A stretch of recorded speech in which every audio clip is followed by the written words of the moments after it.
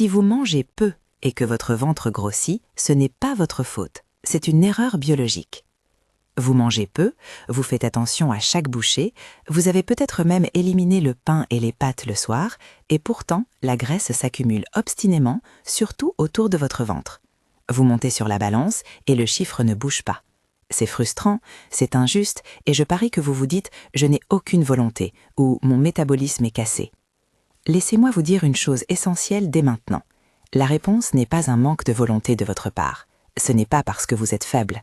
C'est souvent une erreur mécanique et chimique liée à une seule molécule, le glucose, et à la réaction de votre corps face à lui, l'insuline. Bonjour et bienvenue, je m'appelle Lucie, je suis diététicienne et fondatrice de cette chaîne, le Code Métabolique. Dans les 10 prochaines minutes, je ne vais pas vous donner un régime de plus, je vais vous expliquer la mécanique invisible de votre corps après 40 ans.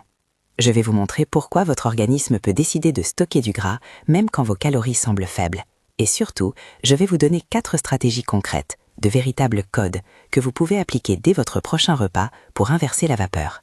Restez bien avec moi jusqu'à la fin, car ces ajustements sont cumulatifs et changent tout. J'ai également préparé un guide complet qui récapitule tout ce que nous allons voir. Vous pourrez le télécharger gratuitement, je vous expliquerai comment tout à l'heure.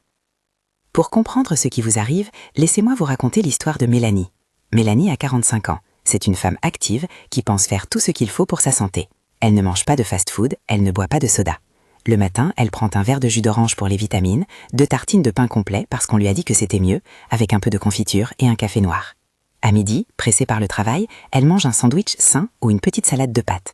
L'après-midi, elle a souvent un coup de barre vers 16 heures, alors elle prend une pomme ou un biscuit du diététique. Le soir, elle est fatiguée, alors elle mange léger, peut-être une soupe et un yaourt. Sur le papier, Mélanie ne mange pas trop. Elle est probablement en déficit calorique. Et pourtant, son tour de taille augmente chaque année. Elle se sent gonflée, fatiguée après les repas, et elle a des fringales irrésistibles. Pourquoi? Parce que Mélanie commet, sans le savoir, l'erreur du glucose nu. À chaque fois qu'elle mange, elle provoque un pic d'insuline. Et c'est là que nous devons parler de la mécanique de votre corps. Imaginez votre sang comme une rivière, et le glucose comme des pierres que l'on jette dedans. Si vous jetez toutes les pierres d'un coup, par exemple avec un jus d'orange le matin, la rivière déborde immédiatement. C'est l'inondation. Votre pancréas, qui est le gardien de la rivière, panique. Il doit absolument faire baisser ce niveau de sucre, car un sang trop sucré est toxique pour vos vaisseaux. Alors, il envoie une armée d'hormones, l'insuline. L'insuline a un rôle clé.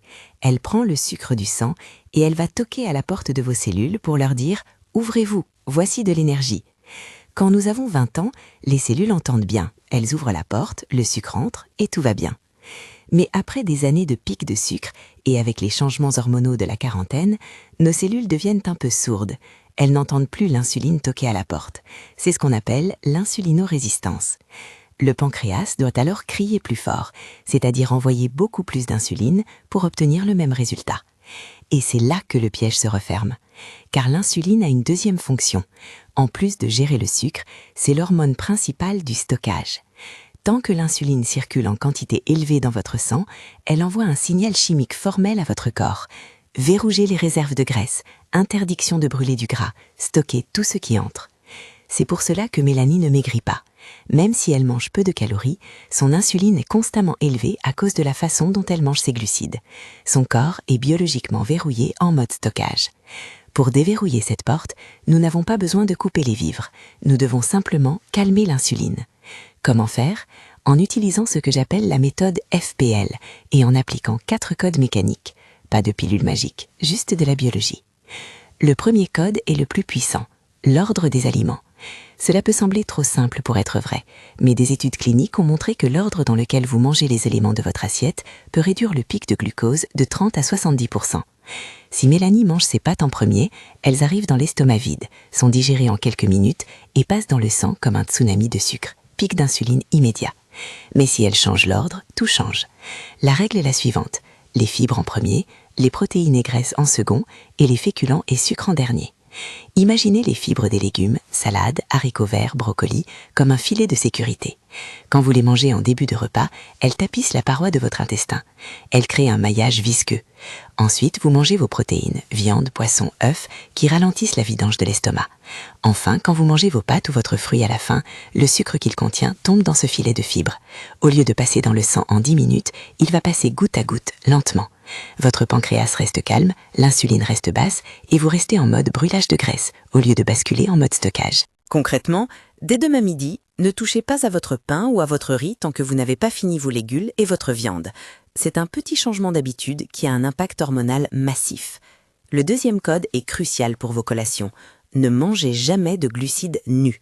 Qu'est-ce qu'un glucide nu? C'est un aliment qui se transforme en sucre mangé tout seul. Une pomme à 16 heures, c'est un glucide nu. Une galette de riz, c'est un glucide nu. Un café sucré, c'est un glucide nu. Quand vous mangez ces aliments seuls, il n'y a ni fibres ni protéines pour ralentir leur digestion. C'est une injection directe de glucose. Vous avez de l'énergie pendant 30 minutes, puis le pic retombe brutalement. Et à 17h30, vous tremblez de faim et vous avez envie de dévorer le placard. La solution est d'habiller vos glucides. Mettez-leur un manteau de protéines ou de bons gras. Vous voulez une pomme? Très bien, mais mangez-la avec une poignée d'amandes ou de noix. Vous voulez un morceau de pain? Ajoutez une tranche de fromage, un peu d'avocat ou un œuf dessus. Le gras et les protéines vont ralentir l'absorption du sucre du fruit ou du pain.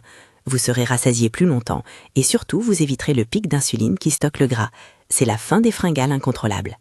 Le troisième code est un secret biochimique que nos grands-mères connaissaient peut-être, le vinaigre.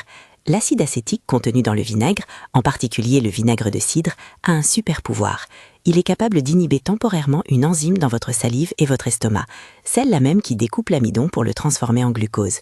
C'est comme si le vinaigre agissait comme un frein à main chimique sur votre repas.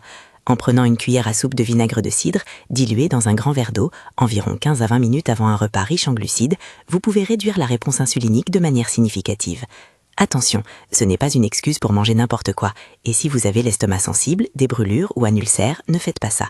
Mais pour la plupart des femmes, c'est une aide précieuse pour lisser la courbe glycémique sans effort.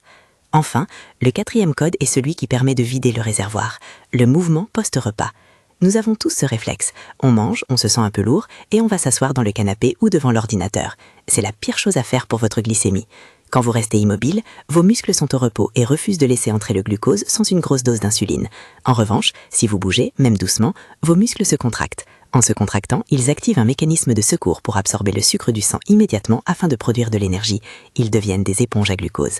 Il ne s'agit pas de courir un marathon après le déjeuner. Il s'agit de 10 minutes. 10 minutes de marche, 10 minutes de rangement énergique de la cuisine, 10 minutes à jouer avec vos enfants ou à faire quelques squats doucement devant la télé. En faisant cela, vous nettoyez le sucre de votre sang avant qu'il n'ait le temps de déclencher l'alerte rouge de l'insuline. C'est particulièrement efficace après le dîner pour éviter de stocker du gras pendant la nuit. Récapitulons votre plan d'attaque. Ce n'est pas un régime, c'est un nouveau mode de vie métabolique. Premièrement, l'ordre. Mangez vos légumes et protéines avant vos féculents. Deuxièmement, l'habillage. Ne mangez jamais de sucre ou de féculents seuls. Ajoutez toujours du gras ou des protéines. Troisièmement, le vinaigre. Une cuillère diluée avant les gros repas si votre estomac le tolère. Et quatrièmement, le mouvement, 10 minutes d'activité après avoir mangé. Cela fait beaucoup d'informations d'un coup, je sais. C'est pourquoi j'ai créé un guide gratuit, le guide de démarrage métabolique. Il contient une checklist simple à imprimer pour votre frigo, des exemples de petits déjeuners salés idéaux et la liste des combinaisons pour vos snacks. Vous pouvez le télécharger dès maintenant en cliquant sur le premier lien dans la description de cette vidéo ou en scannant le QR code qui s'affiche à l'écran. C'est un outil indispensable pour ne pas oublier ces principes demain matin. Maintenant, je dois vous mettre en garde. Il y a un piège. Imaginez que vous appliquiez ces 4 codes à la perfection.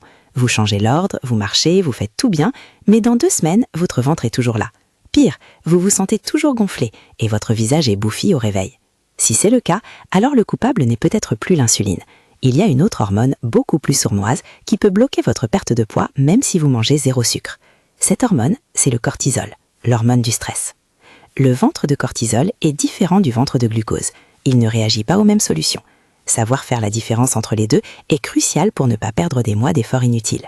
C'est exactement le sujet de ma prochaine vidéo. Je vais vous donner les 3 signes physiques pour savoir si votre blocage vient du stress ou du sucre et comment le traiter. Pour être sûr de ne pas la manquer, abonnez-vous à la chaîne dès maintenant et activez la petite cloche.